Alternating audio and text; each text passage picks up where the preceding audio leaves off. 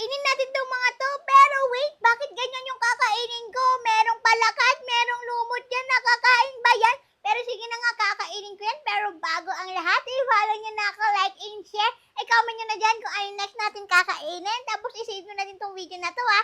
And tignan nyo, may nag-comment pa, bebe daw ako. Hala, hindi naman ako pa, bebe. Ganito na talaga yung boses ko. Kahit noon pa man. Ay, naku, ganito na talaga yung boses ko. First, una yung kape, pero hindi kasi ako nagkakape, kaya etong candy na lang na XO. Next naman yung palaka. Hala, nakakain ba yung palaka? Nakakatakot, pero bago ko kainin, gusto mo ba to? Ay nako, i-follow muna ako. Eto na yung kokak. Paano naging kokak to? Hala!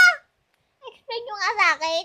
Next naman yung lumot. Nakakain ba yun? Pero sige, kakainin ko yun. Pero bago ang lahat, i-follow nyo na ako. Like and share. Comment na nung next kakainin. Kakainin ko yan. At gusto mo to, i-follow mo na ako. So, ito na yung lumot. Ah, seaweed! Favorite ko to. Ang sarap kaya nito. Sarap-sarap kaya. Yan o. Comment nyo na next natin kakainin.